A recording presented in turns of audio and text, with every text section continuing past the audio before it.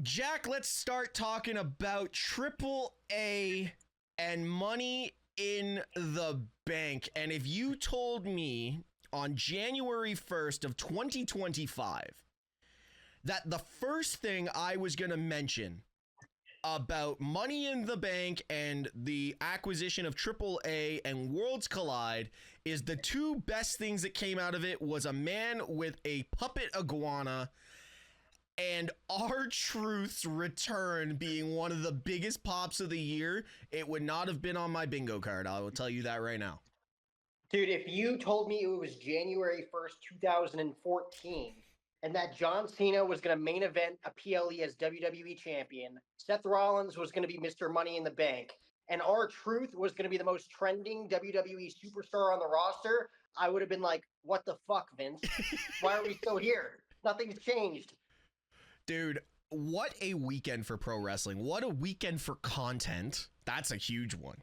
And like, you and I both have our own separate platforms, but what a weekend for content. And what a weekend for wrestling fans to say we finally got a win and our voices were heard. I'm telling you right now, I couldn't have come out this weekend any happier. Honestly, this was Money in the Bank. The show was great. I will give it a solid 8.5 out of 10. I don't think, maybe if you want to nitpick, there's a couple of matches we can pick at for a little sloppiness here and there, but overall, AAA, people getting their first vision of what AAA under the WWE flag is going to be was incredible. Unfortunately, I only saw half the show, so you're going to have to lead the conversation when it comes to the first little bit of AAA.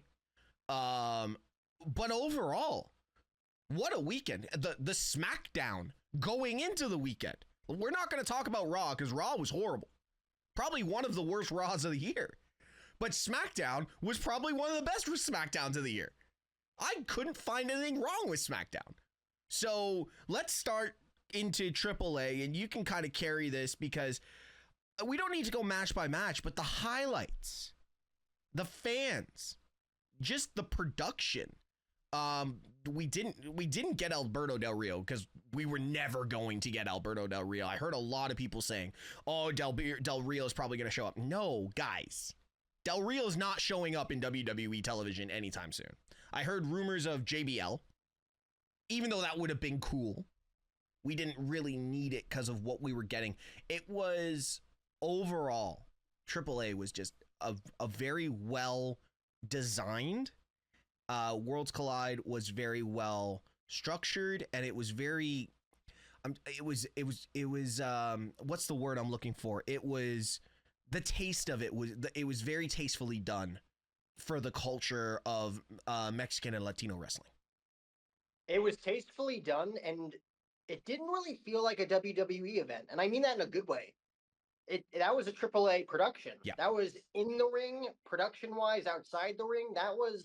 It didn't have a WWE feel, but it had a WWE twist because of some of the people that were involved. Mm-hmm. And yeah, I mean, Alberto Del Rio lost the AAA Mega Championship to Vikingo before because WWE doesn't want to showcase Alberto Del Rio for obvious reasons. Yeah. But from an overall production standpoint, like that was the best introduction that we probably could have gotten. That was the best first impression that AAA and WWE could have presented together at the Forum in Los Angeles, California. I mean, Rey Mysterio comes out, obviously waves to the fans. He's still hurt. He grew out a beard, or he's trying to grow out a beard anyways, underneath the mask. Sets up the show nicely. Yeah. Mr. Iguana is going to be the talk of the town following that event, just because it's entertaining stuff, right? I remember he had like 50,000 followers on Instagram when I saw yesterday when I was looking at the event. I don't know if that's gone up or not because I feel like he could potentially, get big numbers now, similar to what R-Truth has been doing for the last 17 years in the WWE. Eventually, I don't think we're going to see it right away, Steve, but eventually we're going to get that face-off between Ron Killings and Mr. Iguana. It just has to happen. I don't know what they're going to do. I don't know what the sequence is going to be. I don't know what the script is going to be, but they're going to come together, and it's going to be great marketing, great television for both the WWE and AAA. But I thought this was a fantastic event.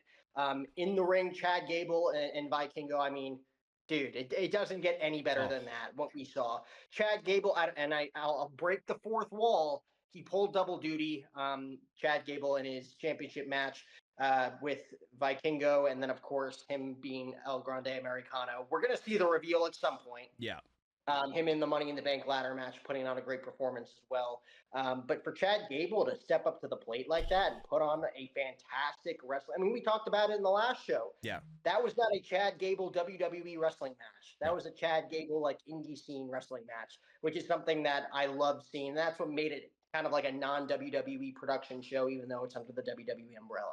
Yeah, no, I don't give 5-star ratings, and I don't believe a lot in the ratings, but if you're going to say something, that Vikingo Chad Gable match was 5-star. 5-star match, hands down. You had the NXT North American Championship go on the line. I for a moment thought this was where we're going to see a title change on this show.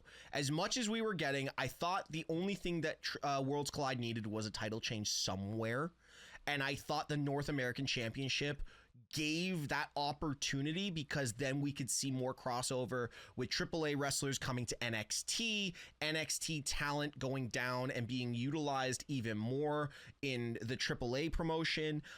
There was opportunity there. I don't think it was a major miss, but I think that was the only criticism I could say. Yes, Ethan Page did just win it, but it could have bolstered, maybe Javon Evans, who is arguably going to be a WrestleMania main eventer in the next, 6-7 years down the line. But right now, I think him being a North American Championship over in AAA, you could have had some of the other talent that was in that match work NXT and kind of build their character the WWE way, and have them move then future to the main roster. I think that was great.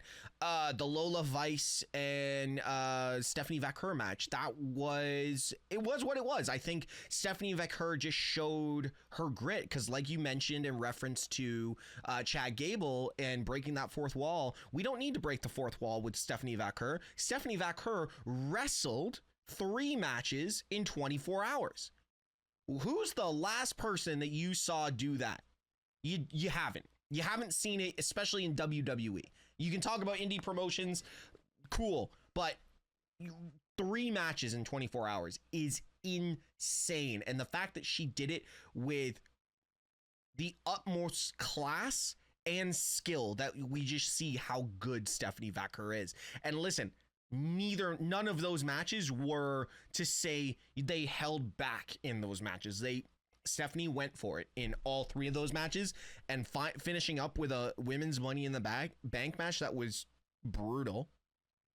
I will say that, which was brutal.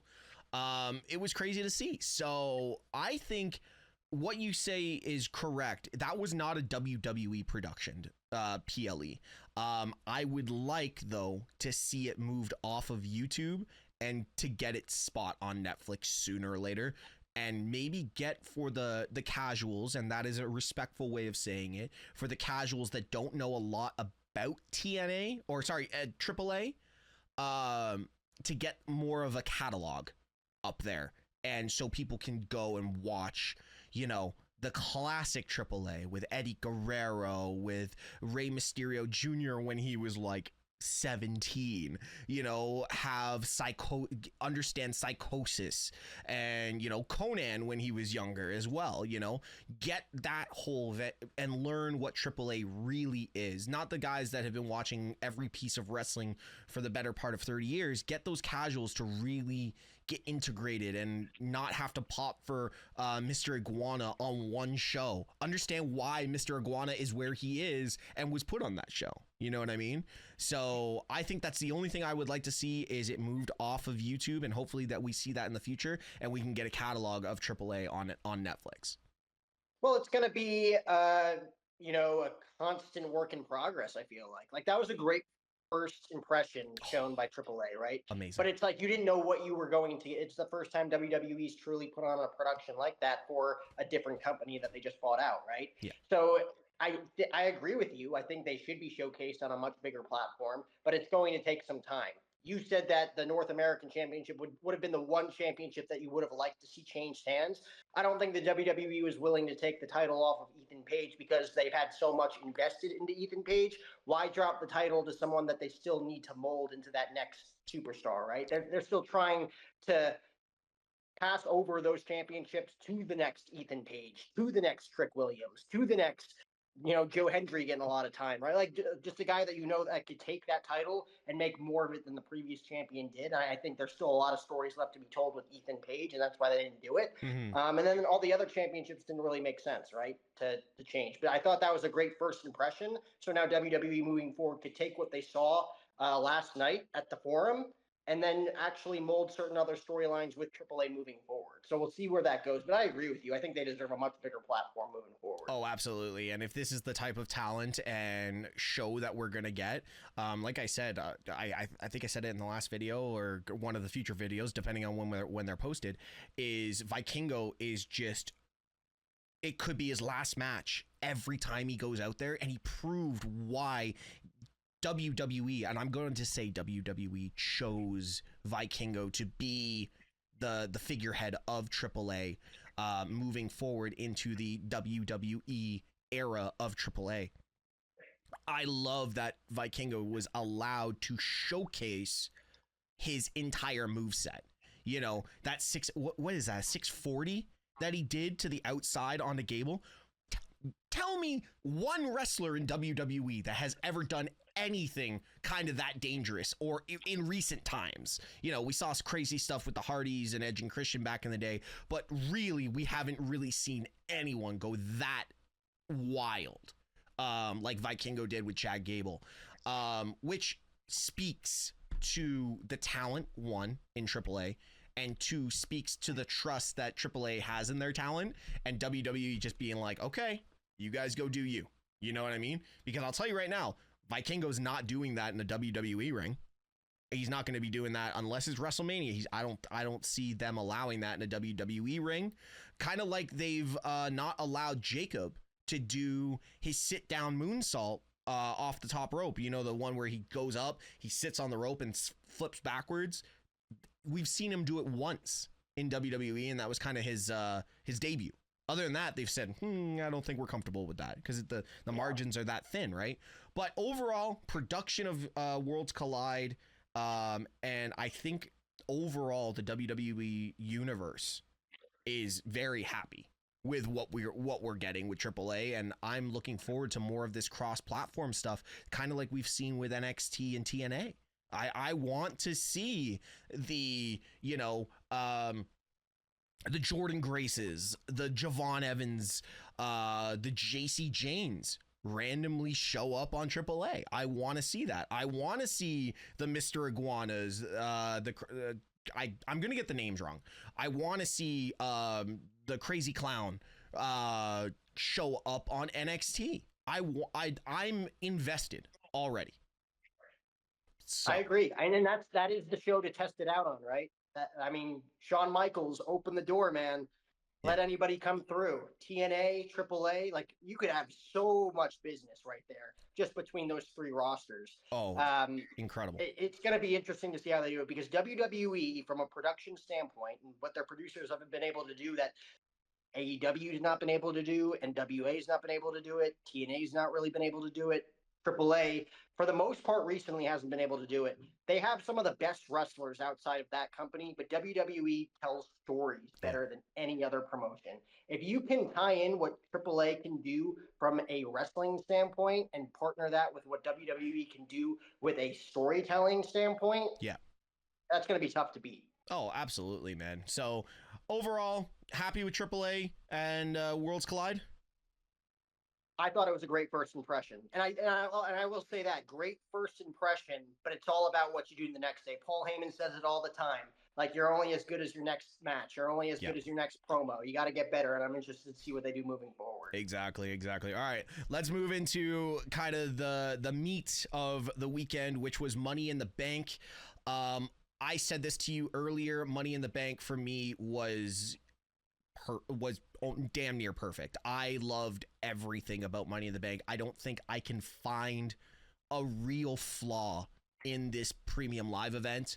The women's Money in the Bank, I said it earlier last week, was the most stacked and talented women's match for a Money in the Bank match that we have ever seen. There is a true Hall of Famer in all 6 women that were in that match, or future Hall of Famer. The Rhea Ripley, Alexa Bliss, Roxanne Perez, Julia, Stephanie Vaquer, and Naomi. I don't even want to call her Naomi. I want to call her Trinity, because that is what we're getting with this new version of Naomi. We are getting Trinity, and I love it. But those 6 women, there was, granted, everyone in the comments come at me for saying this, but yes, there was a couple of sloppy spots in the match. It is a ladder match. It happens. You know what? Who cares? The code red wasn't fully in sync. Get over it. It was a cool spot, and everyone in the arena, in the Inuit Dome, loved it. And I was a complete mark for this match. The women's match was so good. The right decision was made. Rhea Ripley does not need the Money in the Bank. Okay? The Money in the Bank briefcase should be on a heel, and I will die on that sword. It has to always be on a heel. A face does not tell a good story with the Money in the Bank, because a face has to do it the right way, not at a way that you sneak in at the last second and steal the title from whomever the world champion or the WWE champion is at the time. It has to be a greasy move to cash in. Personally, in my mind, it always works out better that way. So with Trinity or Naomi winning the Money in the Bank briefcase, chef's kiss. Alexa Bliss, I think we need to worry about Alexa Bliss right now, because there's no true avenue with Alexa Bliss right now. And that was my only caveat to Naomi winning. I thought Alexa Bliss should have been the other one to look at for this, because we don't really know. She's been back for a few months now. She's now full-time. We don't really know where Alexa Bliss is going. So that's my only caveat for that match. But other than that, what did you think? Because I think I marked out on it a little too hard, but I love that match. No, I thought it was told perfectly, because every woman in that match, like you said, played their role perfectly. Stephanie Vaquer, her 3rd match in 24 hours, right? Yeah. Played a great role in that match. Roxanne Perez, up and coming. We don't know what her relationship is with Finn Balor and the Judgment Day moving forward, right? Played a great role in that match. You're right on Alexa Bliss. I think we're past the point with Alexa Bliss where her just being Alexa Bliss is good enough. Her just coming out and getting a big pop is good enough. She doesn't have Bray Wyatt anymore. She hit the Sister Abigail last night. She's kind of still playing that role a little bit, but not as much as we saw during her first return, back when she returned at the Royal Rumble. Yeah. She needs something to really have us sink our teeth into moving forward, because I think she's starting to lose that current star power that she's held on to for the last 6 or 7 years. I mean, 2016 through 2019, Alexa Bliss, nobody was matching her. Only Becky Lynch, right? But Alexa Bliss kind of had that niche following and that niche audience, to where she was just as big, if not the biggest woman on the roster, cashing in Money in the Bank on Nia Jax, of all people, to beat her. Like, she's had some really big moments. Her work with Bray Wyatt, I mean, that's probably the pinnacle of what she's been able to do. Really took kind of a left turn there, and it worked out for the better. And then she even turned. She turned on Bray Wyatt at WrestleMania 37. So she needs something juicy for us to really, like I said, sink our teeth into moving forward. Rhea Ripley was there because of the star power. She was the quote unquote John Cena in that match, right? Just to add star power and promotion. And then Naomi, to me, that was the right choice. The one thing I will say about this whole PLE, Steve, is that if I were to look at that, you know, every single match, there was 2 Intercontinental Championship matches, 2 Money in the Bank ladder matches, and a tag team match. They were all pretty predictable, but the way they told them to get to that final point, that's what made the show. And I agree with you. It was 8.5 out of 10. I'll give it an 8.5 out of 10. The only thing I didn't like about it is how predictable it was, but they told the stories well. Well, listen, we did get a couple of surprises in the night, which I was really happy about, and they did really feed into the Worlds Collide and AAA acquisition, and how they were wanting to show AAA's talent, and obviously the cross promotion with Dominic Mysterio and Liv being at Worlds Collide, the fight between, and I'm gonna say that was a fight. That wasn't a wrestling whatever at Worlds Collide. That was a fight between Octagon Jr. and Dominic Mysterio, which it made it feel more personal, which was really nice for no build to have, Dom put the title on the line at Money in the Bank against Octagon Jr., who another wrestler that did double duty in the day, because he was part of the trios match. So Octagon Jr., very impressive, but like you said, it was predictable. There was no way Dominic Mysterio, especially with the love that he's getting from the fans right now, and I think what he's getting from WWE back office, there was no way he was dropping the IC title at Money in the Bank. But overall, short match. I think that was another thing I didn't like about it. It was short. It was really short. I think if you want to give it a little bit more of the meat and potatoes, you needed to have, a couple of more minutes and allow them to really go at each other. Obviously, the predictable interference by Liv Morgan, but Dominic Mysterio comes out on top on Octagon Jr. But I do see this not being the end of it. I think we are going to get some cross over with Dom going down to AAA. I think that's going to be a lot of fun. I think it's going to be a lot of fun for us fans. It's going to be a lot of fun for the Mysterio family, too. Yeah, exactly. Then we can go into the Women's Intercontinental Championship match. I don't think either one of us are going to disagree that we didn't see Becky winning this. Yeah, I mean, that's the whole reason for the rematch, right? Yeah, exactly. You don't have that rematch again just to have Becky lose again and lose her shit again. Yeah, exactly. And you look at you. Here's the thing with this rematch, we knew Becky was going to win. And I love that it really fed into the heel that Becky Lynch is now playing, because we did get the tights roll up at the end, which great way to finish that. It could have been like a brass knuckles thing, but that's being overused by Logan Paul. But I love a cheeky roll up. I was having a conversation with someone yesterday about this. I love a cheeky roll up. I don't know why. It's just because if it's a heel doing it, I think we went through a time where on Monday Night Raw, I can't remember the two people it was, but every match ended up in a roll-up. And I hated it because it was a face always getting a roll-up win. But a heel getting a roll-up win, I love it because it's just you ruined something that was so good with nothing. And it's awesome. And I loved how they did this because it pisses the fans off. You know what I mean? And to have a title change on a roll-up is even more. So I really think they did a really good job in creating the outcome of that match. But we need to talk about what this has done to elevate Lyra. Lyra has come into or found something in her character that makes me believe we need to watch Lyra more, if that makes sense. Lyra really, when she won the IC title over Dakota Kai, I was like, I don't know how I feel about this. I was like, Dakota Kai is the veteran here. I think there's more stock in Dakota, and was I wrong on that one? But Lyra she won it, and then it felt like the IC title reign was just an afterthought. Okay, women have an IC title, put Lyra in the corner and let her come out and play every now and again. I think Becky has brought something out of Lyra that she doesn't need a title anymore. She can actually show up and cut a promo, show what she's got in the ring. I don't know, tell me, am I wrong here, or have we found something for Lyra here? No, I mean, you're 100% right. I think Lyra will eventually take back the Intercontinental Championship. I think this is probably going to be a rivalry that culminates at SummerSlam. If I were to assume they're going to have maybe one more match at Night of Champions, then it'll culminate. Becky is back full time to elevate Lyra Valkyria. Yeah. I guarantee you she came back with, and they were like, who do you want to work with? Her. Yeah. Not just to elevate her, but to also elevate the Women's Intercontinental Championship. It's so brand new. Yeah. And the Men's Intercontinental Championship has so much rich history. Immediately people are going to compare and contrast, right?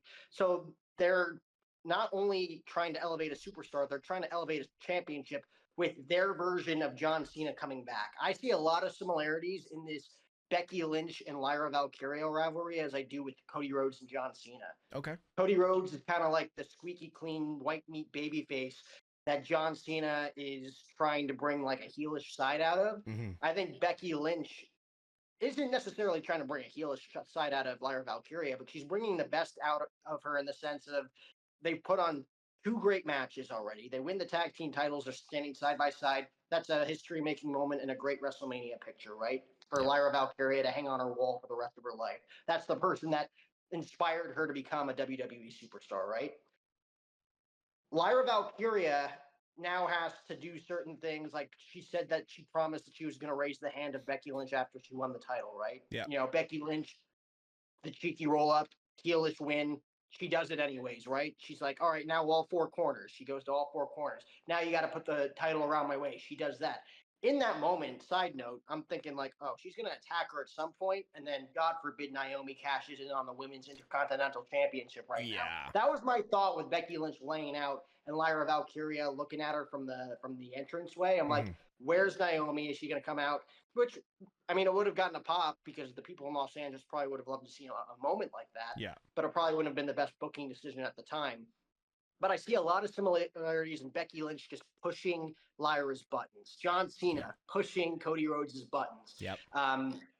Lyra Valkyria doesn't need the Intercontinental Championship moving forward, but neither does Becky Lynch. So I think moving forward, we're probably going to see a lot more stories to be told between the two of them, which could culminate in like maybe a women's Hell in a Cell match at SummerSlam between Becky and Lyra. You know, it could culminate in something big that elevates not only Lyra, not only the Intercontinental Championship, but the whole women's division as a whole. Yeah. And of course, I'm forgetting Evolution, right? That could be a main event of Evolution. Exactly. And you said something right there about the elevation of the Intercontinental Championship. The only thing that Lyra couldn't do in this situation, and it has nothing to do with Lyra as a competitor and a character and her talent, Lyra doesn't have the stock right now because she's so new to the main roster and to the wrestling community on the main roster that Becky Lynch has. Becky has stock. She has depth. She's done it all, basically. Becky is needed right now to make the IC title relevant, you know, and this is also going to bring up more talent from NXT, women that we completely have forgotten about that are on the main roster now can come after Becky. We could see a return of Bayley. I thought we were going to get it last night, you know, with Becky potentially like attacking Lyra at the end of the match instead of the other way around, and then have Bayley come out and be like, okay, now we get a Becky Bayley feud with Lyra kind of involved. And because Lyra and Bayley had their thing before Bayley vanished off of our television screens. So there's stock and depth in Becky Lynch that is going to make the IC title important. And that is what we need. Women have been wanting a mid-card title forever. And I think what Chelsea Green did for the US title on SmackDown, Becky is going to do in spades over on Monday Night Raw. Oh, she's a megastar. I think Becky holding the IC title right now is actually more important than Io holding the world title. I could see why you would say that. I think I think Io Sky's done a nice job as the women's champion. And also in a similar way that Lyra Valkyria is being elevated by Becky Lynch. Like Io Sky's been elevated by the Rhea Ripleys of the world, by the Bianca Belairs. Exactly. Right? Even Stephanie Vicara, them having the match, the Raw after WrestleMania, right? Like Io Sky's been a good champion, but her stock is not where it needs to be yet. She needs to be elevated by the people that she's been in the ring with. And you just kind of put my point out better than I did, in a way, because honestly, like I love the world title. I love Io. I think Io's just incredible. But what Becky's going to do for the IC title, Io can't quite really do right now for the world title. But there is so much opportunity for both of these women, especially going into Evolution. especially going to Evolution. And like we said, we've got so much for the women's division, and hell, we've even got Nikki Bella returning to tomorrow night on Monday Night Raw. Well, depending on when this is released, Monday Night Raw is going to be interesting with Nikki Bella returning. Hey, side note on that, I might be the only person in the entire world that wants to see this. I even commented on a few big wrestling pages on social media asking if I'm the only one that wants to see this. And people got back to me saying, yeah, you're the only one that wants to see this, you loser. But I want to see an on-camera segment, whether it's backstage or in the ring, briefly, between Nikki Bella and a heel John Cena. I think it would be so awkward to the point where fans would be like, what the fuck? What the fuck? Like, what the fuck? What the fuck's going on? Like, that's the reaction I'd want as a fan. I'd be like, holy shit. Like, what? I'm just going to bite my tongue on that one because I am all for beautiful madness. I am the person. That's what it is. Yeah, exactly. I am a big fan of beautiful madness. So I'm not going to say you're the only one because I can just see the chat forums, the Reddit pages, the social medias. I can see what happens after that. And when a comedian makes a really bad joke and everyone just kind of just goes, oh, you know what I mean? Mm-hmm. That is what that would be. And I'm all for it because I love that shit. The worst. Oh, it wouldn't pop because it was good. It would pop because it was like so off key. Yeah. But also a heel John Cena digging in how Nikki Bella left him, and they put that on camera. Like, yeah, I would. That'll do well. That'll do well engagement wise. Oh, dude, that would be crazy. It's the only thing they would talk about. So no, that would be great. So, anyways, the women's IC title is gonna get elevated. We're in a good spot right now. Let's go into the men's Money in the Bank because we have. I'm just gonna ask you straight up: was the right choice Seth Rollins? Yeah, from the get-go, the right choice was Seth Rollins. I debated that for about a week. Like, if not Seth Rollins, who? To me, they made it so obvious that Seth Rollins was going to win that I was thinking, like, okay, Punk, Roman, Sammy, there's a lot of guys that could have screwed him over. So who else would it be? LA Knight's hometown, right? But you alluded to it, and I agree. A heel as Mr. Money in the Bank makes more sense than a babyface as Mr. Money in the Bank. Yeah. Though LA Knight has been in the Money in the Bank ladder match 3 straight years, and for 3 straight years they made you think he's going to win, and then the next person up knocked him off the ladder, and then that person won the briefcase. 3 years in a row he's been booked that way. That's frustrating as hell. Oh, yeah.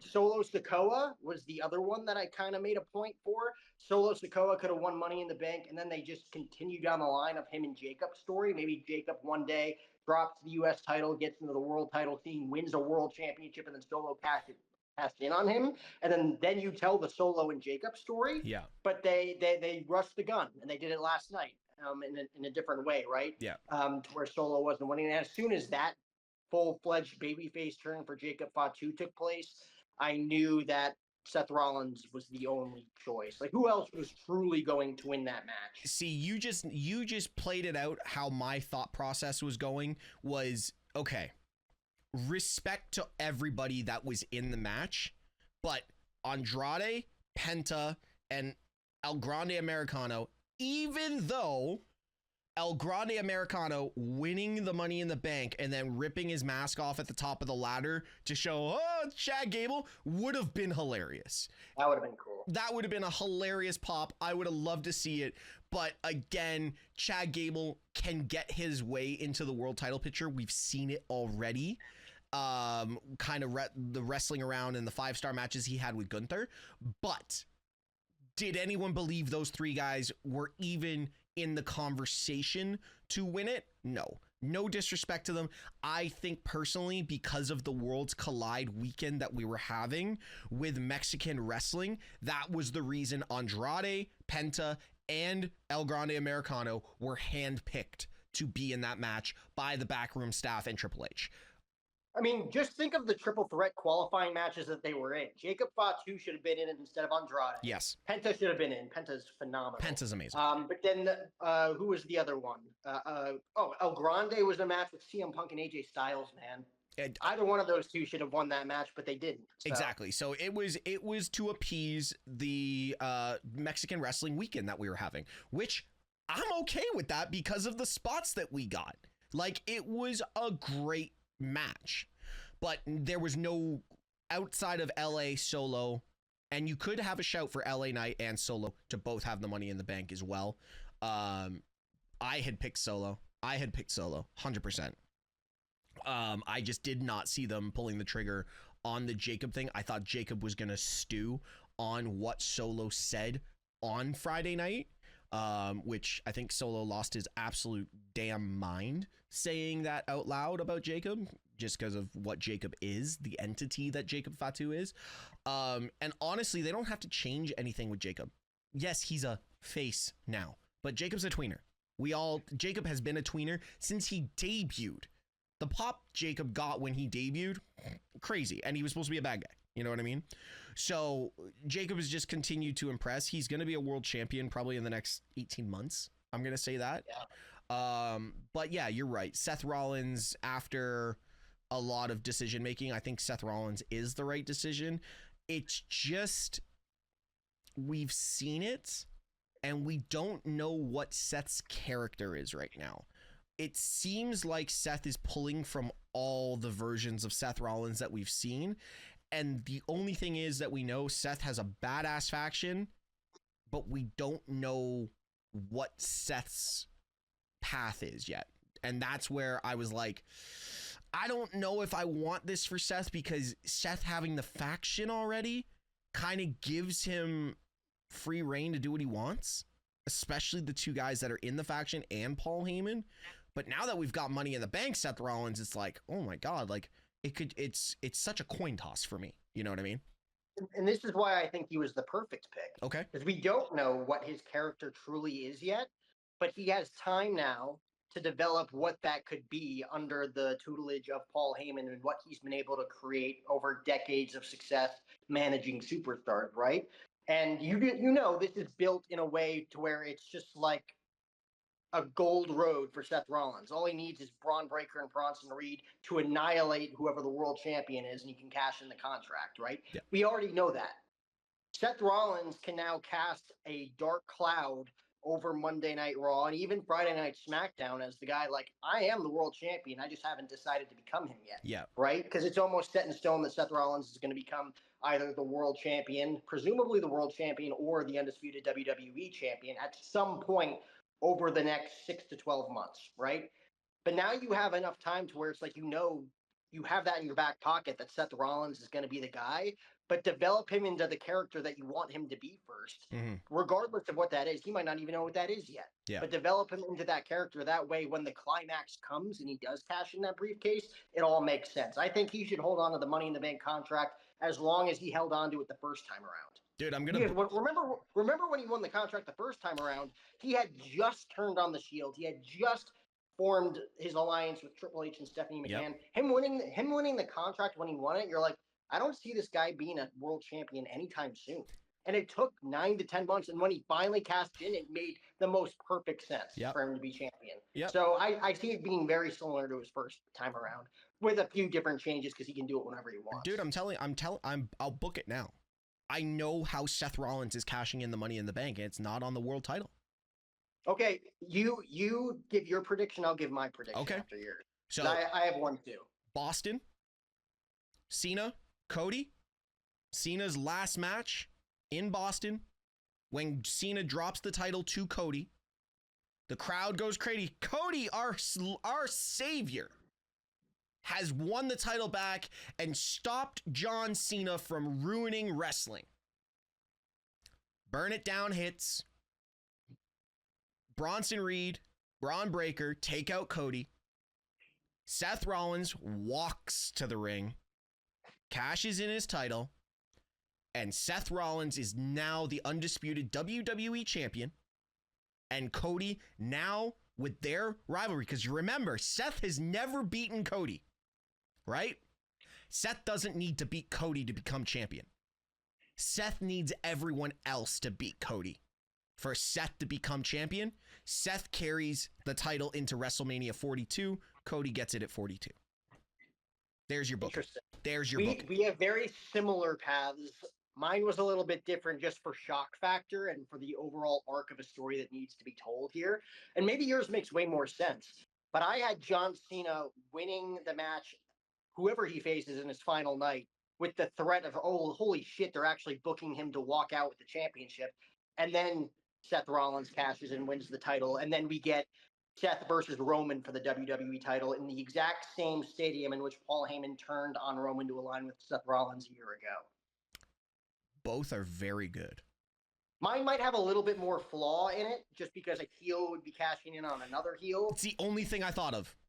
That's the only that kind of arc. But I love the idea of Cody Rhodes versus Seth Rollins. I think that match with their current versions needs to happen. Their rivalry from 2022 was awesome in its own right, but both of these guys have matured into two completely different characters, though a lot of the things have remained the same. They've both been through a lot together. They teamed together to take down the Bloodline at WrestleMania 40. Oh, yeah. Literally a few months ago, Seth Rollins was in the ring telling Cody Rhodes, don't sell your soul. I've done it in the past, and I didn't like who I became. And then Seth Rollins ends up turning heel and aligns himself with Paul Heyman anyways, right? So there's a lot of stories that could be told between Cody Rhodes and Seth Rollins. Yeah. But I also know that they're saving Roman versus Seth for a big event. I don't see that happening at like SummerSlam. No, it can't. I think that's going to be told at WrestleMania. It has to be told at WrestleMania. If it's 42, cool. If it's 43, awesome. Don't really care where it's told. It has to be told, and that has to be the culmination, because we only got Seth for a couple more years. I think 2028 is his contract, and I think Roman is 2027. So we don't have many more years, because I think Roman and Seth both said they're done after this contract. That's just, for sure. That's basically what from what I've read. So no, I think both of our predictions are very good. I think they're very good. The only thing that stinks about our predictions is that Seth Rollins, I believe, cashing in on the world champion immediately puts an extra shine on the World Heavyweight Championship, which to me has been lacking since he lost it to Drew McIntyre at WrestleMania. Yeah. Damian Priest didn't hold it to the same regard as Seth did. Gunther, as dominant of a champion as he is, I don't think held it in the same light as Seth Rollins. As popular as Jey Uso is, he's not on the mega level yet of a Seth Rollins or a Roman Reigns. So Seth Rollins, CM Punk, and Roman Reigns, all in different storylines feuding over the world title, would put that much more emphasis on the world title, where Cody Rhodes and John Cena could take the WWE title all the way to the end of the year. The only reason I went with the WWE title as well, and I disregarded the world title, is because if you look at the one thing that Seth has never done is main event WrestleMania Night 2. Like, granted, we haven't had Night 2 for so long, but when wrestlers say, I want to main event WrestleMania, I'm sorry, main eventing Night 1 over main eventing Night 2. Night 2 is what everyone focuses on, and that is where WWE focuses the WWE Championship, not the world title, and I don't see the world title being the focus of a Night 2 main event. So if it is Seth Rollins versus Roman Reigns, I could see them flipping that switch, though. Him and Roman for the WWE title, the title that Roman lost, that makes way more sense than the world title. Fair. But I think on some level they have to elevate the world championship match, or the world title, even though they're never going to fully elevate it, because the WWE has 50 years of history and the world title has 2 years of history. Like, you can't really pretend that that's not there. But you need megastars fighting over the world title at some point. Man, that's a conversation we need to have for another time, because I look what the lineage of that world title is, and I look at that world title as more important than the WWE Championship. So that's a conversation that we're going to have for another time, because Roman elevated the Universal title. I'll just say that. Right. The Universal Championship was the main event storyline for years. Yeah, that's very true. That's very true, until they decide to put it on the right guy. Yeah, exactly. So, and then let's get into, I almost forgot, the tag match. And honestly, I was not a fan going into Money in the Bank of this tag match. And a fact that it main evented told me something big was going to happen. I'm sorry, but if you're doing Money in the Bank, a Money in the Bank match has to finish the night. That's my mindset on that. So when I saw the men's Money in the Bank as fourth on the card, I was like, something's happening. And man, did we get something special. Again, like we started this episode off, if you told me that R-Truth was going to be the biggest talk coming out of Money in the Bank out of LA at the start of this year, I would have told you you've been drinking or you've been doing something, because there was no way. There was no way. The match itself, Logan Paul, I will hear no more negative about Logan Paul. Yes, okay, outside of WWE, have your thoughts. But Logan Paul, the WWE wrestler and character, we can't deny him anymore.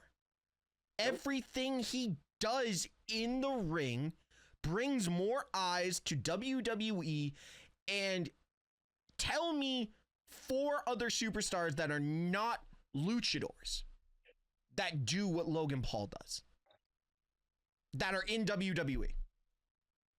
I'll wait in the comments too. Can't name one.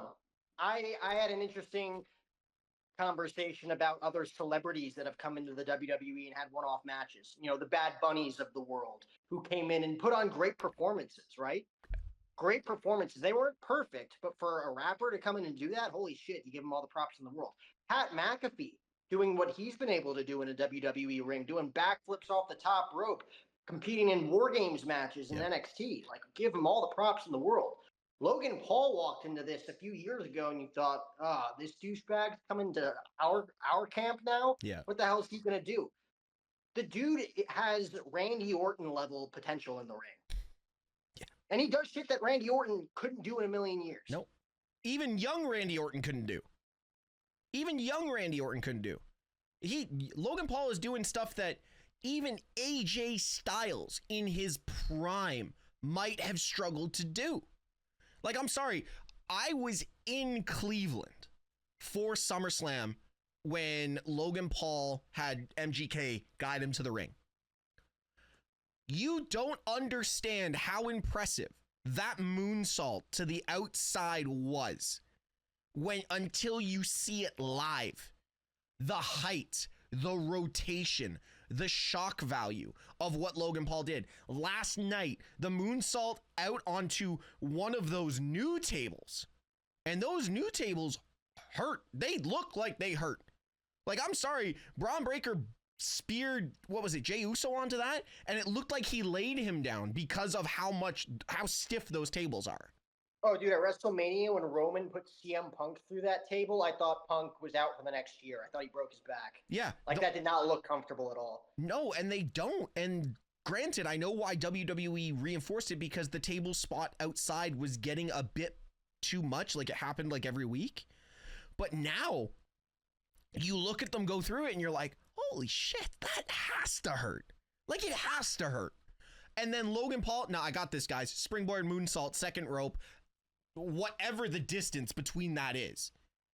And now I wonder if he called that on the spot, because if you remember right before that, Jey Uso speared John Cena onto it. I'm pretty sure it was supposed to break. I thought that was a moment in which that table was supposed to break. It didn't. Yeah. And then Logan Paul set up the moonsault. And if that's the case, and either Logan called that or somebody called that and Logan said, sure, okay, I'll do it. Because if you listen to Impulsive, I listen to Impulsive only when wrestlers are on it, not the streamers, not all of these douchebag influencers that he has on, but I listen to the wrestlers. He had The Undertaker on last year, and The Undertaker was analyzing his moonsault against LA Knight in Cleveland at SummerSlam. He's like, dude, that looked cool as hell, but stop doing that shit. Yeah. Remember that? Yes, I do. Logan Paul doing that, I think he called that on the spot. I don't think WWE necessarily reinforced it, like, don't do that, but I don't think that was supposed to happen planned before they went out there. Yeah, like, I think the viral moment was the drone spot with Cody and the suplex.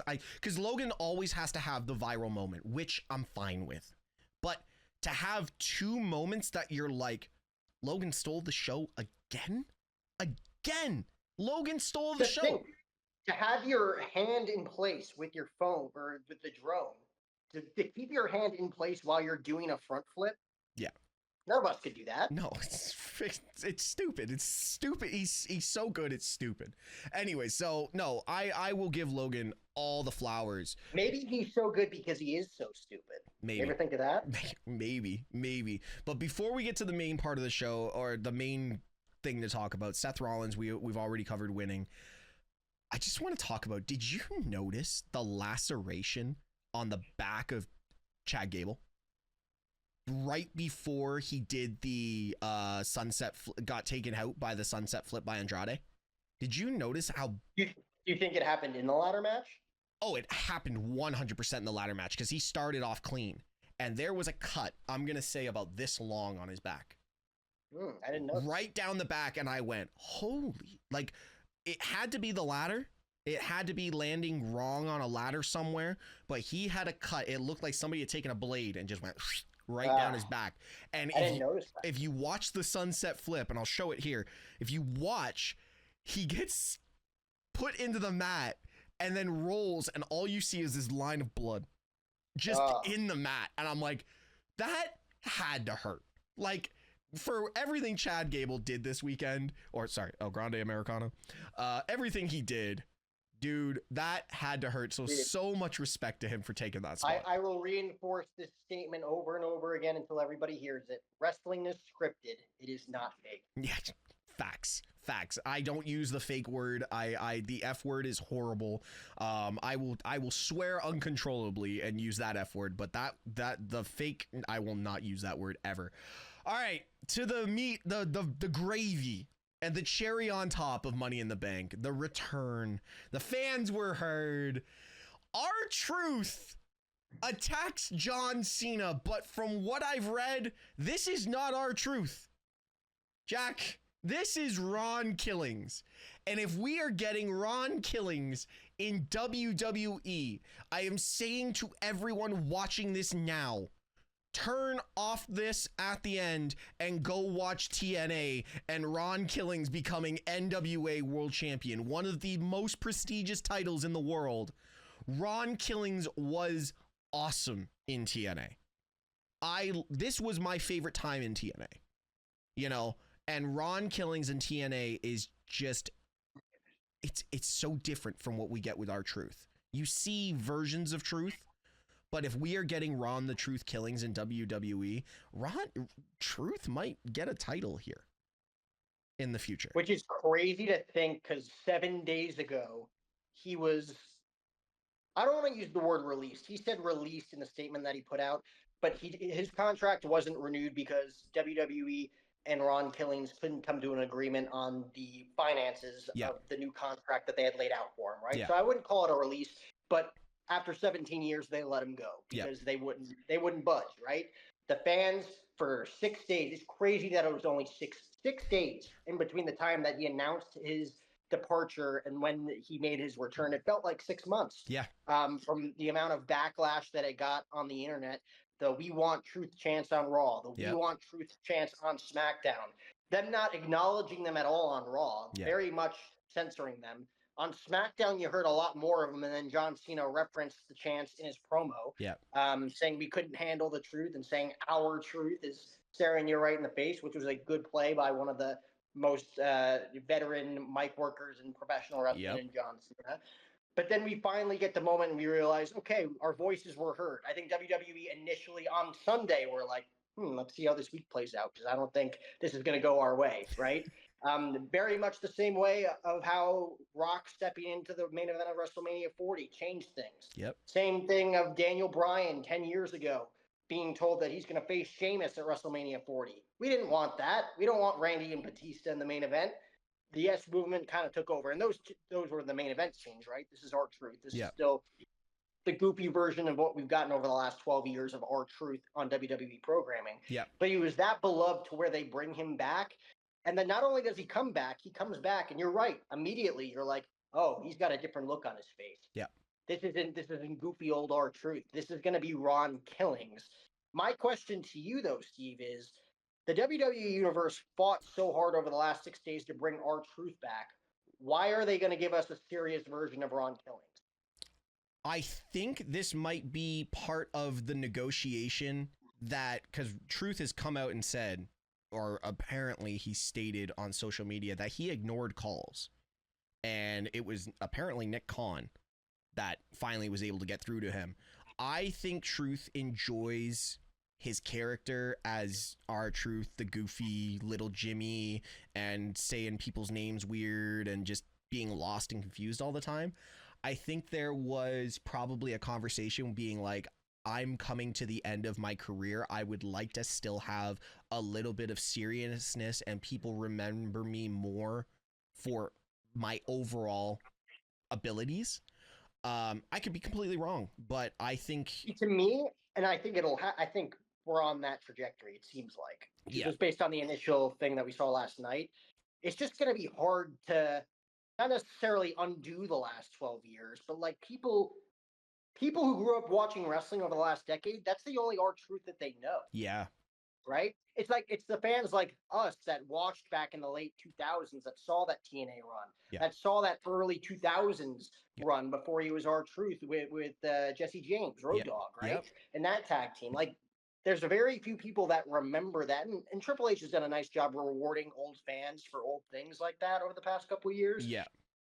But the We Want Truth chants culminated of what we saw over the last few years with R-Truth and how he liked that version of R-Truth versus maybe he himself did negotiate, I want to be myself moving forward. Yeah. And maybe fans will eat that up too. I just think it's going to be a hard transition going from the goofy old, my bad, to I'm Ron Killings now. Take it or leave it. I think there's a happy median that we're going to get. I've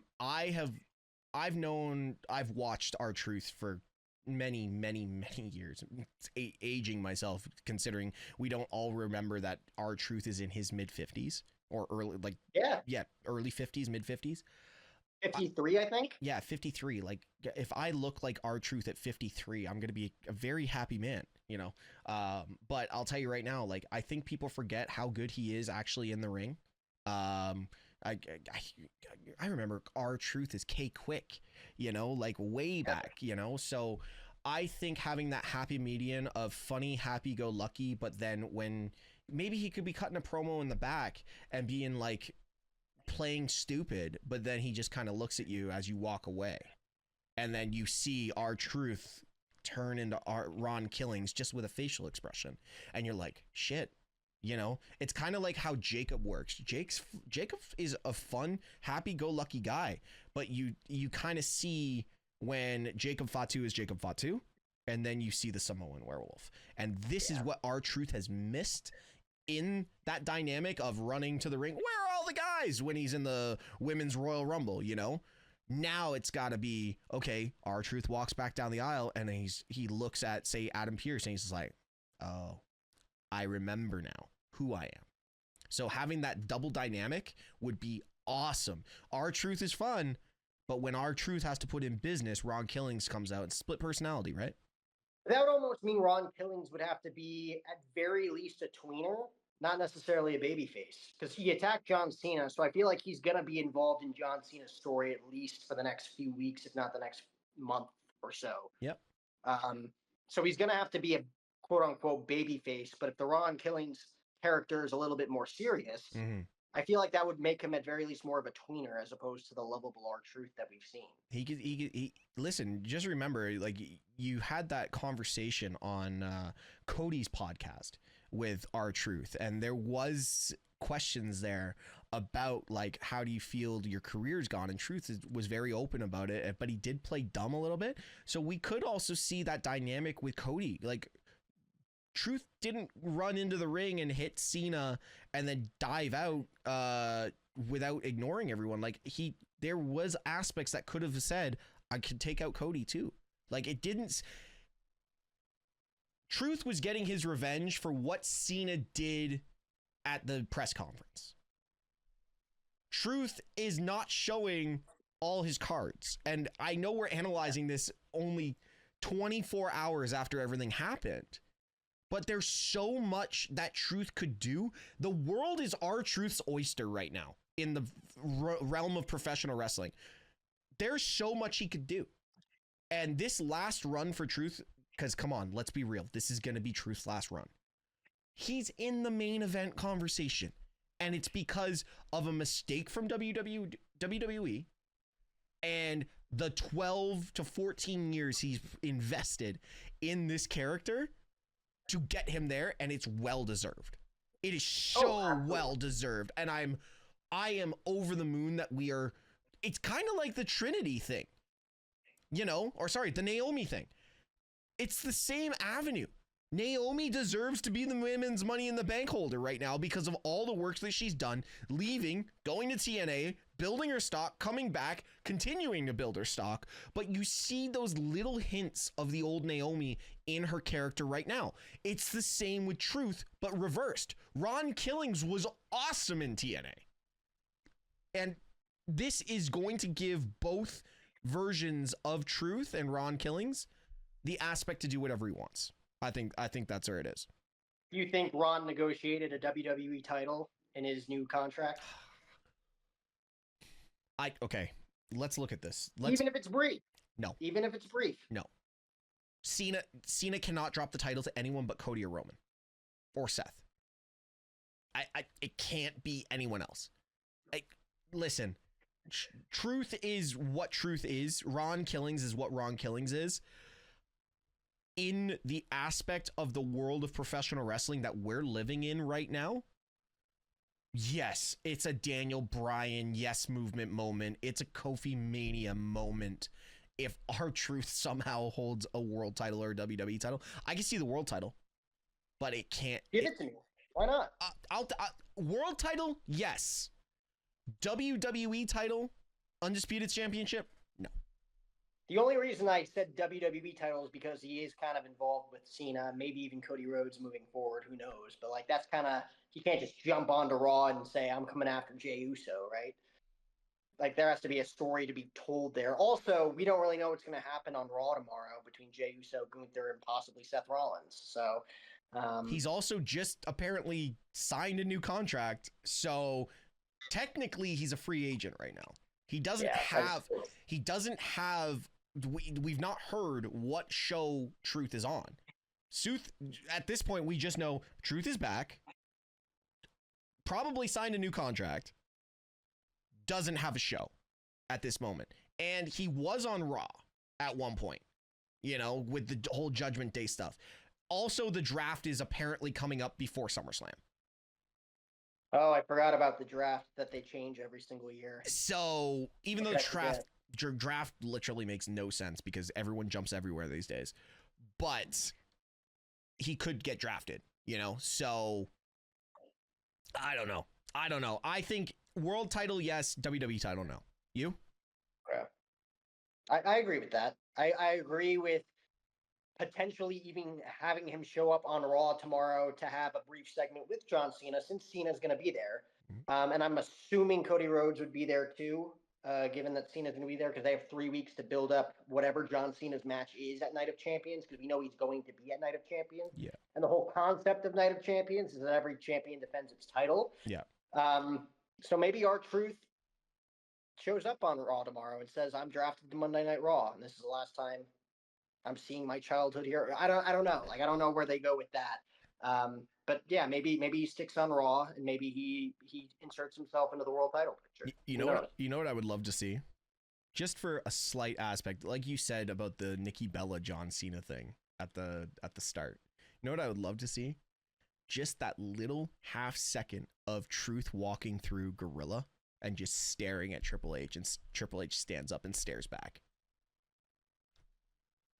I don't think they would do it. If they did it that way, it would be like a more embracing thing of welcome back, buddy. It wouldn't be like a, hey, remember me? Fuck you.